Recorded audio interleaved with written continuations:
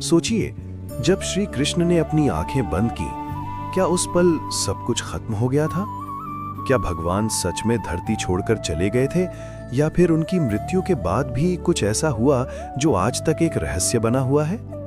इसी प्रश्न के साथ शुरू होती है एक ऐसी कहानी जो युगों को जोड़ती है। जब वन के सन्नाटे में श्री कृष्ण ने अपनी आंखें बंद की, उस पल सिर्फ एक युग का अंत नहीं हुआ, बल्कि पूरी सृष्टि जैसे ठहर सी गई।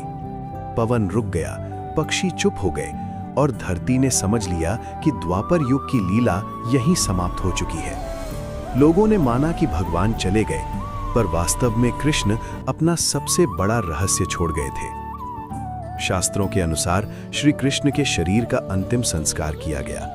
अग्नि ने उनके शरीर को तो ग्रहण कर लिया, पर एक चमत्कार हुआ। उनके हृदय को अग्नि भी नष्ट नहीं कर सकी, क्योंकि वो हृदय मांस का नहीं, प्रेम, करुणा और धर्म का बना था। कहा जाता है कि वही अमर हृदय प्रकृति के नियम से समंदर की गहराइयों में समा गया, जैसे कृष्ण स्वयं पंच तत्वों में विलीन हो गए हों। समय बीतता गया, युग बदला, पर समंदर ने उस रहस्य को अपने सीने में संभाल कर रखा। फिर एक दिन वही दिव्य तत्व एक अद्भुत लकड़ी के रूप में समंदर के तट पर प्रकट हुआ। इस लकड़ी को दारू ब्रह्मा कहा गया।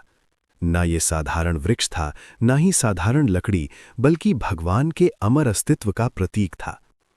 इसी दौरान ओडिशा के राजा इंद्रद्युम्न को एक दिव्य स्वप्न आया।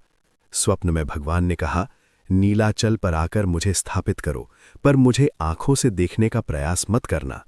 राजा समझ गए कि ये स्वयं श्री कृष्ण का आदेश है। वो नीलाचल यानी आज के पुरी पहुंचे और उस अद्भुत लकड़ी को श्रद्धा के साथ मंदिर निर्माण के लिए स्वीकार किया। तब एक वृद्ध शिल्पी प्रकट हुए जो स्वयं विश्वकर्मा माने जाते हैं। उन्होंने शर्त रखी कि मूर्ति का निर्माण बंद कमरे में होगा और कोई भी बीच में दरवाजा नहीं खोलेगा।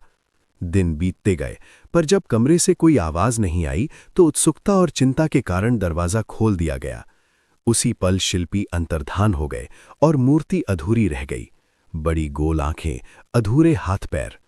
राजा शोक में डूब गए, पर तब आकाशवाणी हुई, यही मेरा स्वरूप है, इसी रूप में मैं जगन्नाथ कहलाऊंगा।